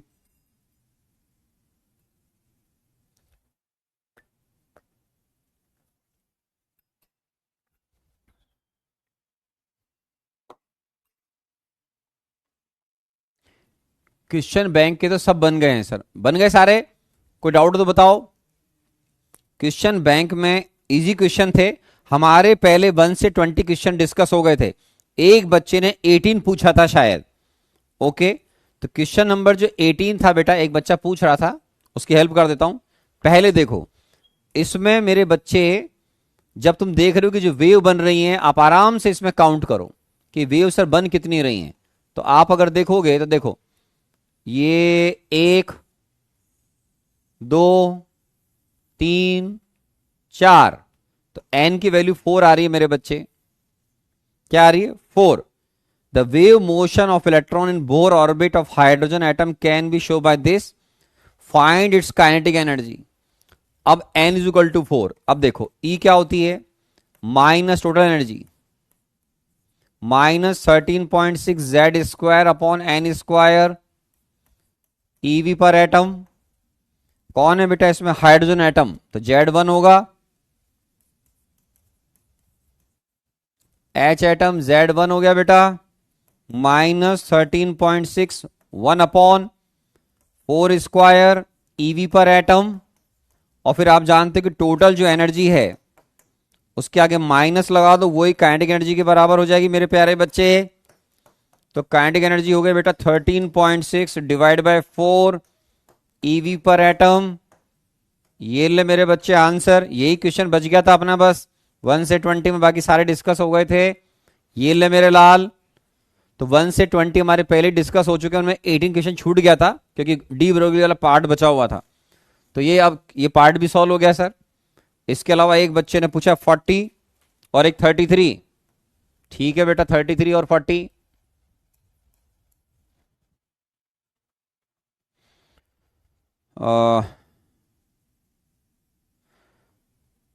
ठीक है, 33 जो है बेटा, an electron in hydrogen atom its ground state. Hydrogen atom ground state मतलब एन का वैल्यू 1। ठीक है, absorb energy equal to ionization energy of He+n। अरे बाप रे, आयोनाइजेशन एनर्जी ऑफ कौन है बेटा? ये लिथियम आयन। ये कितनी होगी? 13.6 Z square 1 upon N1 square minus 1 upon N2 square का फॉर्मूला लगाओ बेटा। 13.6 into 3 square. Electron ground state में होना चाहिए। जब भी आप आयोनाइजेशन एनर्जी को डिफाइन करेंगे तो Li2+ में एक ही इलेक्ट्रॉन है, वो ग्राउंड स्टेट में होना चाहिए। तो N1 की वैल्यू 1 बेटा। आयोनाइजेशन एनर्जी में आपको इलेक्ट्रॉन को बाहर निकाल के फेंकना है, तो N2 की वैल्यू इन्फिनिटी आएगी। तो 13.6 इंटू 9 ईवी पर एटम, ये है आपका आयोनाइजेशन एनर्जी। ठीक है, ये एनर्जी किसको दे दी बेटा आपने? ये एनर्जी दे दी आपने इलेक्ट्रॉन को। अब प्रॉब्लम क्या है? ये तो बहुत ज्यादा एनर्जी है मेरे बच्चे, बहुत एनर्जी है तो मेरे बच्चे। तो इसको खाएगा तो हाइड्रोजन एटम का जो इलेक्ट्रॉन है वो तो बाहर भाग जाएगा, तो ये N2 जो है वो इन्फिनिटी पे चला जाएगा। तो ये कितना होता है ionization energy of hydrogen atom? सारे बच्चे जानते हैं सर 13.6 ईवी पर एटम। ये लो, तो ये तो हाइड्रोजन का जो इलेक्ट्रॉन था वो इतनी एनर्जी तो ले ही नहीं पाएगा, मतलब किसी ऑर्बिट में नहीं रह पाएगा, बाहर निकल के भाग जाएगा इनफाइनाइट, ये चला गया इनफाइनाइट पे। अब रेस्ट, ये इलेक्ट्रॉन जब इनफाइनाइट पहुंच गया तो इसके पास एनर्जी अभी भी है, आप बोलोगे हाँ, तो एनर्जी ऑफ इलेक्ट्रॉन रिमेनिंग जो अभी भी इसके पास है वो कितनी हो गई बेटा? 13.6 इंटू 9, ये तो आपने दी थी, इसमें से 13.6 माइनस हो गई मेरे बच्चे, तो ये बची मेरे बच्चों 13.6 इंटू 8 ईवी पर एटम। आप बोलोगे ये भी ठीक है सर, तो 13.6 इंटू 8 ईवी पर एटम, ये एनर्जी बच गई। इलेक्ट्रॉन जो हाइड्रोजन एटम का था मेरे बच्चों, उसने ये एनर्जी ली, कितनी ली बेटा? लिथियम आयन की एनर्जी के बराबर। लिथियम आयन की जो आयनेशन एनर्जी के बराबर एनर्जी थी वो इसने ली, तो ये आयनाइज हो गया। ये आयनाइज हो गया तो कहां पहुंच गया? इनफाइनाइट पे। तो अब एनर्जी कितनी बची? Total provided utilize into ionization, ये बच गई। ठीक है, अब इसको किसके बराबर कर दोगे? Sc बाय लैम्डा के बराबर कर दो, ये लीजिए, तब आपका आंसर आ जाएगा। ठीक है, तो ये क्वेश्चन अच्छा हो गया, बहुत बढ़िया क्वेश्चन हो गया। ठीक है, चलिए, तो ये 33 हो गया। ओके, एक बच्चे ने 40 पूछा है। 40 क्वेश्चन में, if the radius of first Bohr orbit of hydrogen atom is R, नहीं, radius of first Bohr orbit R for hydrogen, ठीक है, then de Broglie length of electron in third Bohr orbit. Okay, देखो 2 pi R is equal to था बेटा N lambda. आप बोलोगे yes sir. अब आप अगर बात कर रहे हो सर किस में, ओके, ये बोलते हैं कि जो आर है 0.529 एन स्क्वायर बाई जेड, अपन ने पढ़ा हुआ एंगस्ट्रॉम में। तो हाइड्रोजन एटम की बात कर रहा है क्या? हाइड्रोजन एटम की बात कर रहा है, तो हाइड्रोजन एटम में जेड 1 हो गया, और एन की वैल्यू 1 लोगे तो R1 कितना आएगा बेटा? 0.529 एंगस्ट्रॉम आएगा। ये सही बात है? ये R1 बोल रहे हैं, आर बोल रहे हैं, इसको आर बोल रहे हैं, ठीक है, तो ये जो R1 है उसी को आर बोल रहे हैं, बहुत बढ़िया। अब देखो थर्ड ऑर्बिट में,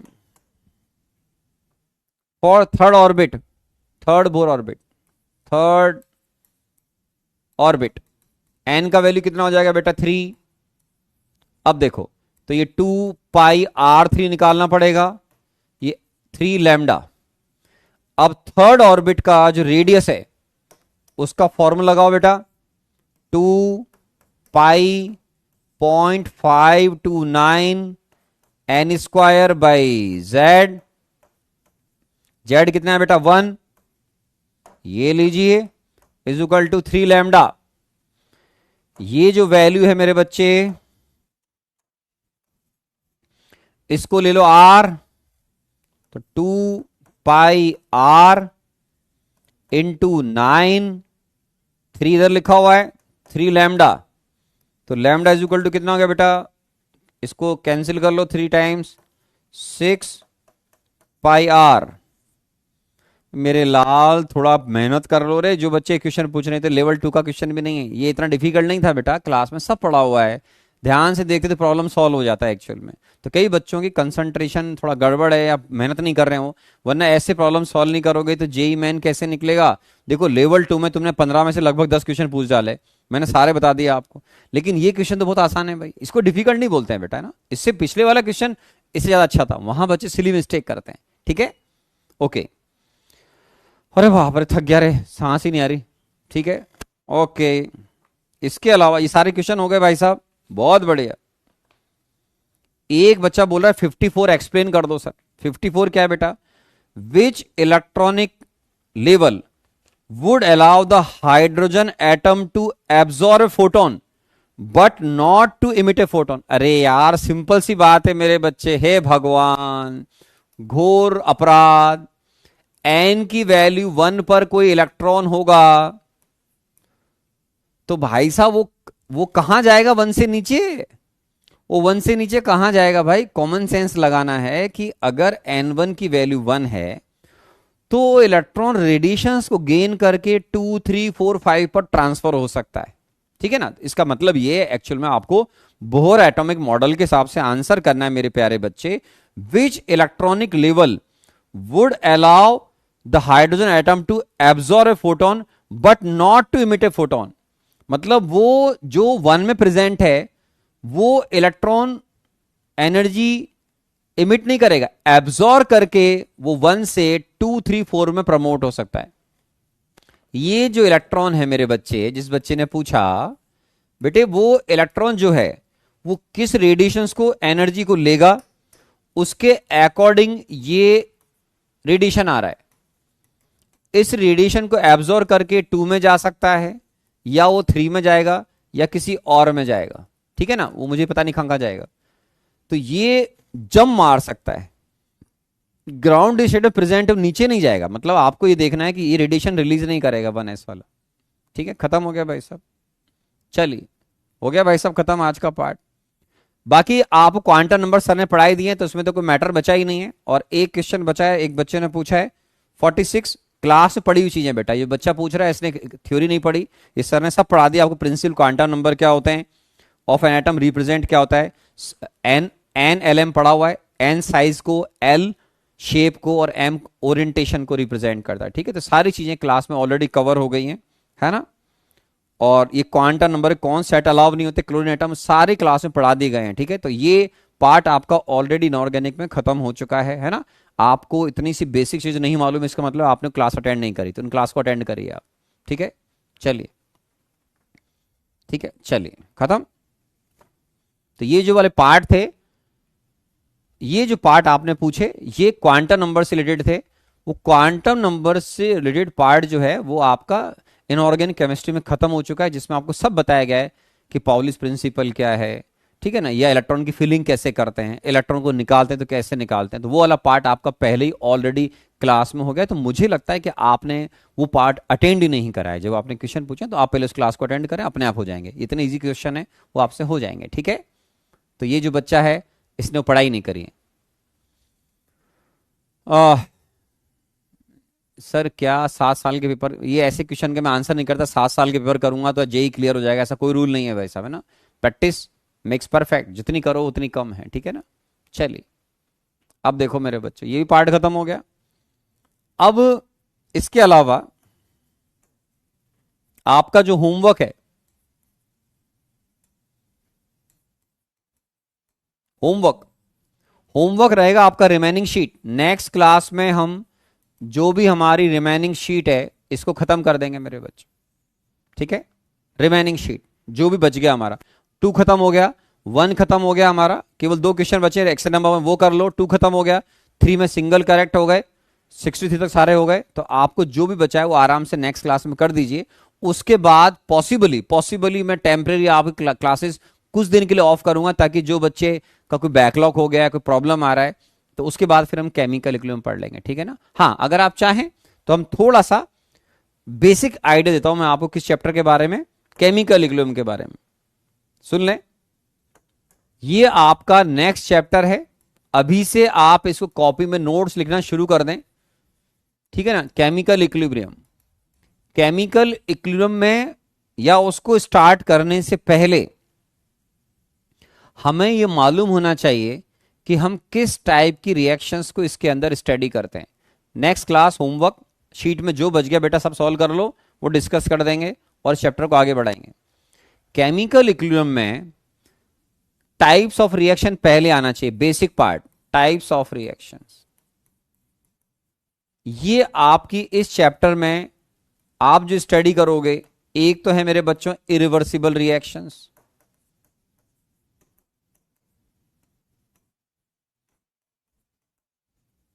और दूसरी होती है reversible reactions.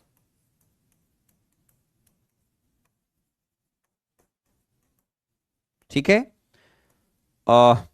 Reversible reactions chapter में काम आएंगी। इरिवर्सिबल जो रिएक्शंस हैं उनके लिए इस चैप्टर में कोई जगह नहीं होती है ना। दोनों बताता हूं मैं आपको। आप मोल कॉन्सेप्ट में जो पढ़कर आ रहे हो मेरे बच्चों, इरिवर्सिबल रिएक्शंस, ये जो रिएक्शन है इजी लैंग्वेज में गोज टू कंप्लीट और ऑलमोस्ट कंप्लीट। बहुत सिंपल लैंग्वेज में रिएक्शन लगभग खत्म ही हो जाती हैं।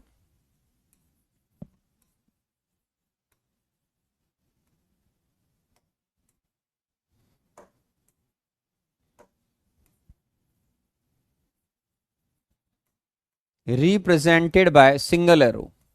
इनको सिंगल एरो से रिप्रेजेंट करते थे, मोल में करते थे मेरे बच्चों। In general performed in open vessel, पैसे खराब नहीं करते हैं। In general performed in open vessel, इनको ओपन वेसल में परफॉर्म करते हैं। ठीक है, जैसे आराम से देखें, मान लीजिए आप जैसे रिएक्शंस की बात कर रहे हैं, सिंगल एरो से रिप्रेजेंट करना होता है ओपन वेसल। कैसे, देखो आप, जैसे आपने पढ़ा होगा acid base neutralization reaction, acid base neutralization reactions. ठीक है, ये जो एसिड बेस न्यूट्रलाइजेशन रिएक्शन है उसमें जैसे HCl, ये बेटा NaOH से रिएक्ट करता है और NaCl और वाटर में कन्वर्ट हो जाएगा। ये भी ठीक है। ठीक है, तो ये HCl NaOH से रिएक्ट करके NaCl वाटर में कन्वर्ट होगा। तो इरिवर्सिबल रिएक्शन का मतलब क्या होता है? जो रिएक्शन रिवर्स नहीं होगी। मतलब अगर तुम NaCl को वाटर में मिला दोगे तो वापस से HCl और NaOH नहीं बनेगा।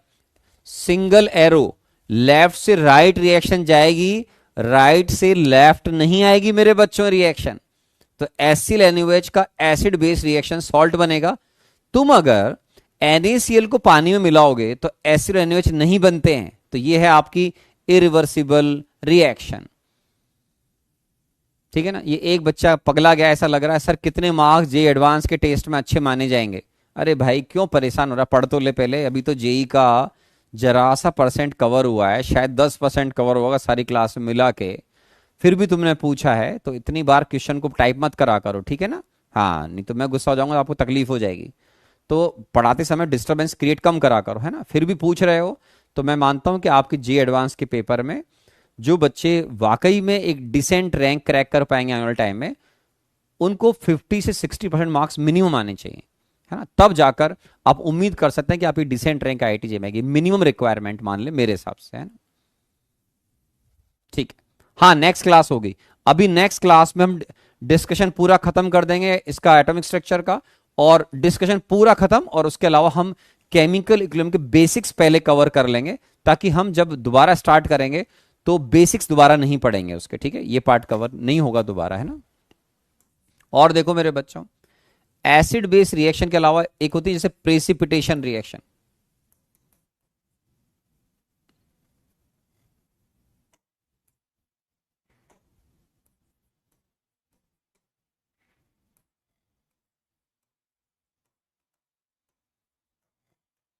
प्रेसिपिटेशन जो रिएक्शंस हैं, जैसे मेरे बच्चों आपने कहा NaCl है या KCl ले लो, जो आपको अच्छा लगता हो। सिल्वर नाइट्रेट वो KCl से रिएक्ट कर रहा है बेटा, वो AgCl की फॉर्म में बॉटम प्रेसिपिटेट बना रहा है। पोटेशियम नाइट्रेट का सॉल्यूशन होगा। ठीक है मेरे बच्चों, तो ये क्या होता है? प्रेसिपिटेट कहलाता है बेटा। ठीक है, तो इन रिएक्शन को रिवर्स नहीं बोलते हम, तो प्रेसिपिटेशन रिएक्शन भी ऐसी होती हैं। उसके अलावा बेटा जैसे आप कंबस्शन रिएक्शन की बात करें,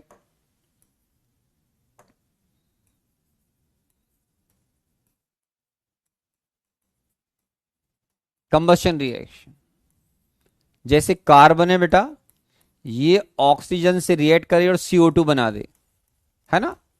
इजी लैंग्वेज में आपने एक रूम लिया, या अपने डेली लाइफ की बात करो, आपने कागज में आग लगा दी, तो कार्बन ऑक्सीजन से जल गया, रिएक्ट कर गया, इजी लैंग्वेज में कंबशन हो गया, CO2 बन गया, CO2 निकल के भाग गई। अब कागज दोबारा थोड़ी बनेगा यार इस तरीके से। तो ये जो रिएक्शन है कंबशन रिएक्शन, ये आपकी इरिवर्सिबल रिएक्शन होगी, सिंगल एरो। उसके अलावा आप 12th क्लास में पढ़ोगे मेरे बच्चों रिडॉक्स रिएक्शंस। रिडॉक्स अभी नहीं जाते तो घबराए नहीं। रिडॉक्स रिएक्शन में जैसे मान लो जिंक है, इसको आप Cu2+ के सॉल्यूशन में ऐड कर दें तो ये Zn2+ में कन्वर्ट होता है और Cu2 प्लस कॉपर में कन्वर्ट हो जाता है। ये आगे जाकर पढ़ोगे मेरे बच्चों, जिंक एटॉमिक फॉर्म से आयनिक फॉर्म में चला जाएगा, ऑक्सीडेशन नंबर चेंज हो जाएगा। वो क्या होता है नहीं मालूम है तो वेट करें, अभी नेक्स्ट ईयर में आपको पढ़ने का मौका मिलेगा। Cu2 प्लस आयन कॉपर में कन्वर्ट हो जाएगा, तो इसका ऑक्सीडेशन नंबर 2 से 0 जा रहा है, इसका 0 से +2 जा रहा है, इसको बोलते हैं रेडॉक्स रिएक्शन। ये अभी 12th क्लास में आता है। जनरली मैं 12th क्लास में ऑफलाइन में जनवरी में पढ़ाता हूं, तो जनवरी में इस चैप्टर के आने की उम्मीद है, ठीक है ना। तो ये तो हो गया। ये हमारी रिएक्शन कौन सी है मेरे बच्चों, ये है इरिवर्सिबल रिएक्शन। मुझे इस चैप्टर में इनको नहीं पढ़ना है, मुझे कौन सा पढ़ना है, इरिवर्सिबल रिएक्शन। तो इरिवर्सिबल के अलावा सॉरी कौन सी पढ़नी है, रिवर्सिबल रिएक्शन। अब पढ़ो रिवर्सिबल रिएक्शंस। इस चैप्टर में हमें इन रिएक्शंस को पढ़ना है। अब आराम आराम से पढ़ेंगे क्योंकि ये हमारे लिए इंपॉर्टेंट पार्ट हो गया। अब आराम से पढ़ो। कौन सी नहीं पढ़नी है इस चैप्टर में, जिनका जिक्र नहीं होगा, वो है इरिवर्सिबल रिएक्शन। जिक्र क्यों किया, ताकि आपको आइडिया रहेगी इरिवर्सिबल कौन सी है, रिवर्सिबल कौन सी है। इरिवर्सिबल रिएक्शन ये कंप्लीट नहीं होती हैं। पहले इन रिएक्शन की बात करूं, रिप्रेजेंटेड बाय डबल एरो, ऐसे बनाना बेटा, हाफ इधर हाफ इधर, आइडियल तरीका है। इन रिएक्शंस में रिएक्टेंट्स कन्वर्टेड इनटू प्रोडक्ट्स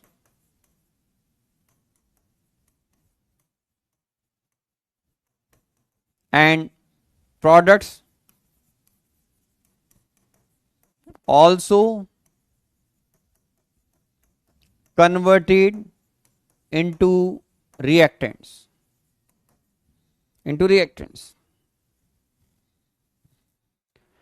ठीक है मेरे बच्चों। तो reactants convert into products and products convert also convert into reactant. इसमें रिएक्शन दोनों डायरेक्शन में चलती है मेरे बच्चों, है ना। बताऊंगा अभी आराम आराम से। Always performed in always performed in close vessel। ये हमेशा क्लोज वेसल में परफॉर्म की जाती है। ये रिएक्शन हमेशा क्लोज वेसल में परफॉर्म की जाती हैं, ठीक है। Always performed in close vessel, ये क्लोज वेसल में परफॉर्म की जाती है ना। इसका रीजन क्या है मेरे बच्चों, अगर आप क्लोज वेसल में परफॉर्म नहीं करोगे तो कुछ ऐसी रिएक्शन है जो जिनमें गैस अगर बन रही है वो निकल के भग जाएगी। तो मैं एग्जांपल कोड करता हूं अभी, है ना, घबराए नहीं। ये रिवर्सिबल रिएक्शन है, इसमें आप ही कई रिएक्शन आएंगी, जैसे गैसियस रिएक्शंस। बिल्कुल सर,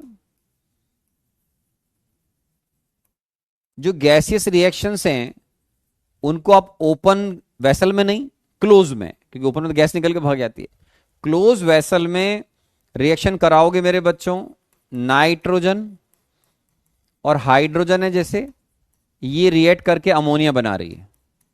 तो क्लोज वेसल में रिएक्शन दोनों साइड में चलती है, तो आपको चैप्टर में ये पढ़ना है अब। ओके, उसके अलावा मान लो जैसे आपने कहा N2O4 है सर, इसको मैं 2NO2 में कन्वर्ट करूं, वाई नॉट बिट 2, ये है। उसके अलावा कई रिएक्शन एक्वस फेज की भी हो सकती हैं।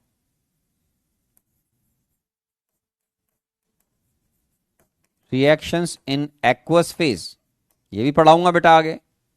जैसे मान लो एसिटिक एसिड है बेटा, एसिटिक एसिड को आपने पानी में डिसॉल्व किया और ये अपने रेस्पेक्टिव आयंस में आयोनाइज हो रहे हैं।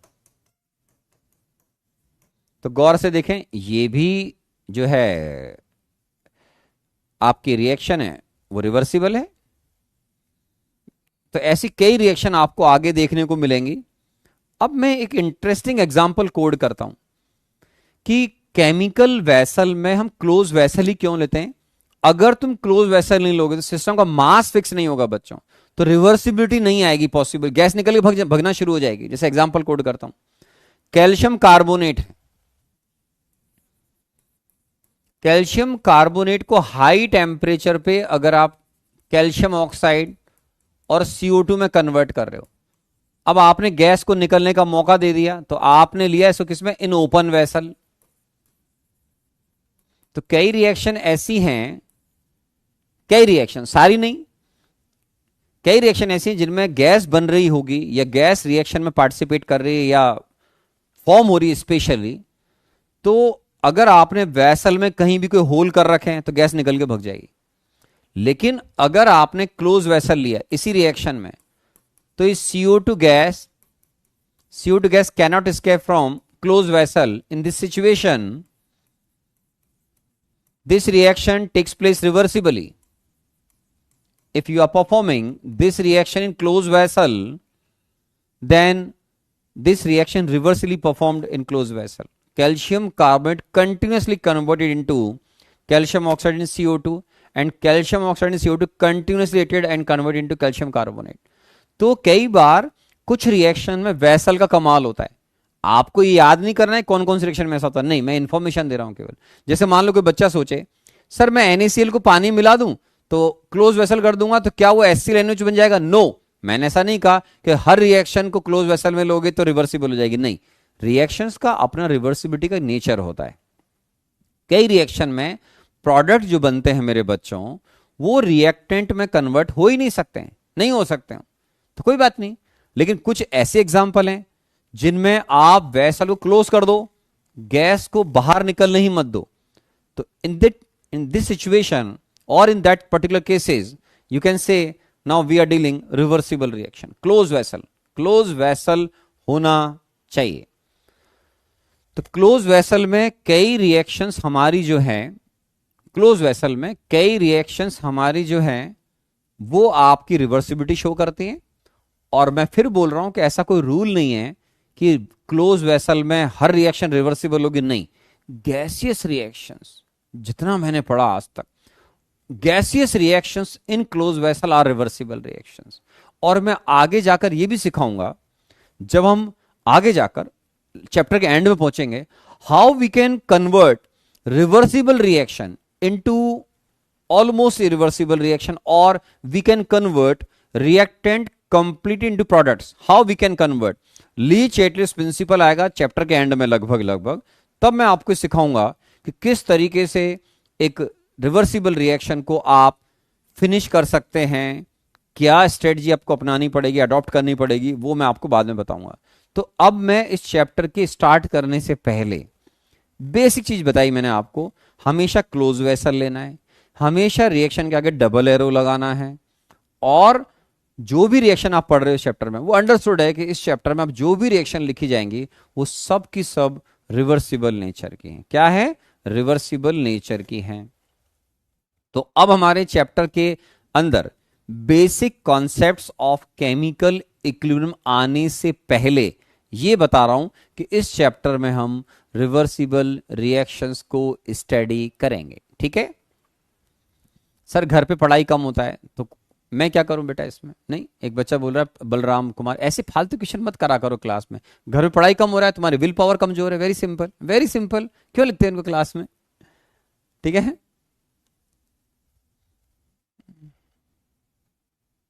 क्या लिखा है सर? एक डाउट था, अगर क्लोज वेसल लेंगे तो रिएक्शन होते ही रहेगी, पहले रिएक्टेंट से प्रोडक्ट फिर प्रोडक्ट से रिएक्टेंट। हाँ, क्लोज वेसल लेंगे तो रिएक्शन लगातार दोनों डायरेक्शन में चलती रहेगी। हाँ बिल्कुल, ये रिएक्शन लगातार चलेगी, कभी फिनिश नहीं होगी, नेवर। रिवर्सिबल रिएक्शन अगर परफॉर्म कर रहे हो वेसल में, क्लोज वेसल है, रिएक्शन विल नेवर फिनिश। जैसे इधर आओ मेरे बच्चे, ये क्लोज वेसल है, अपने आप से फिनिश नहीं होगी, वो मैं बाद में सिखाऊंगा कैसे करते हैं। ये देखो, ये क्लोज वेसल में रिएक्शन कर रहे हो तो वेसल में रिएक्शन लगातार चलती जाएगी। N2 शुरू में लिया, कुछ देर बाद वो NO2 में कन्वर्ट होगा, NO2 जैसे अप्रेशियल बन जाएगा वो भी N2 में कन्वर्ट होगा, दोनों एक दूसरे में कन्वर्ट होते रहेंगे, तो जिंदगी भर चलेगी रिएक्शन। हाँ, इस रिएक्शन के अंदर एक वर्ड होता है इक्विलिब्रियम, वो कैसे आएगा वो तो अभी सिखाएंगे, अभी तो बेसिक चल रहा है। इस चैप्टर का नाम है केमिकल इक्विलिब्रियम। ठीक है, तो ये जो इक्विलिब्रियम है इसके बारे में हम अभी सुनेंगे अगली क्लास में। तो इस चैप्टर का नाम जो एक्चुअल में केमिकल इक्विलिब्रियम लिखा हुआ है एनसीईआरटी बुक वगैरह में, इसका नाम एक्चुअल बनना चाहिए था मटेरियल इक्विलिब्रियम, क्योंकि इसमें आप न केवल केमिकल इक्विलिब्रियम बल्कि फेज इक्विलिब्रियम के बारे में भी पढ़ोगे। किसके बारे में बेटा? न केवल आप इस चैप्टर के अंदर केमिकल इक्विलिब्रियम के बारे में सुनोगे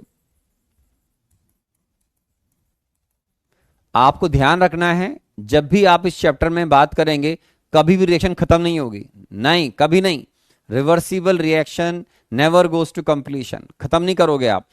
इस चैप्टर में चलेगा, दोनों तरफ होंगे, रिएक्टेंट भी होंगे और प्रोडक्ट भी होंगे, उनके बीच में एक दूसरे में इंटर कन्वर्जन चलता रहेगा मोल्स का, ठीक है। इस चैप्टर का के अंदर एक्चुअल में हम डिटेल में दोनों पार्ट कवर करेंगे। एक होगा बेटा केमिकल इक्विलिब्रियम,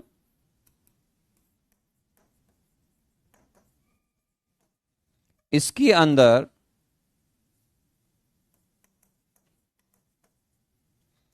अंदर मेरे बच्चों आप केमिकल चेंजेस जो होंगे उनको कंसीडर करोगे। केमिकल चेंजेस टेक प्लेस, जैसे कोई कंपाउंड है PCl5 converting into PCl3 plus Cl2, ऐसा होता रहेगा, ठीक है। और एक होगा phase equilibrium,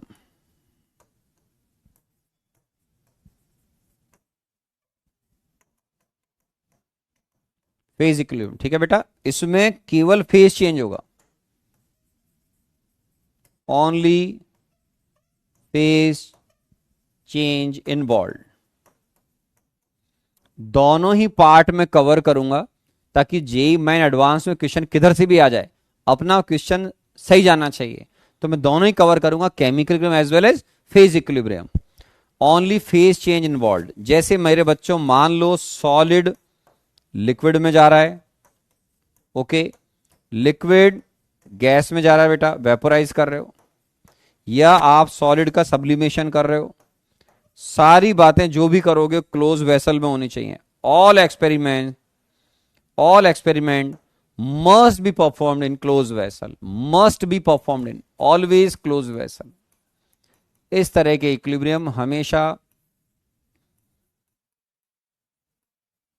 always used close vessel. तो हम इस चैप्टर में मेरे बच्चों दोनों कवर करेंगे, केमिकल भी और फेज इक्विलिब्रियम भी। केमिकल इक्विलिब्रियम में जो रिएक्शंस होंगे, नाइट्रोजन हाइड्रोजन से अमोनिया बन रही है या कोई और रिएक्शन हो रही है, ठीक है ना, वो सब इसके अंदर आएंगे। पहले इसको कवर करेंगे, फिर फेज इक्विलिब्रियम लगभग आपका मानकर चले 1.5 लेक्चर में खत्म हो जाता है फेज इक्विलिब्रियम, जिसमें आप फ्रीजिंग पॉइंट, बॉइलिंग पॉइंट वगैरह के बारे में बात करेंगे, ठीक है। तो नेक्स्ट क्लास में हम डिस्कशन कर लेंगे और नेक्स्ट क्लास में हम एटॉमिक स्ट्रक्चर की शीट को बाइंड अप करके इस चैप्टर के बेसिक्स को कवर करेंगे, ठीक है। थैंक यू वेरी मच, खुश रहें, पढ़ाई करते रहें।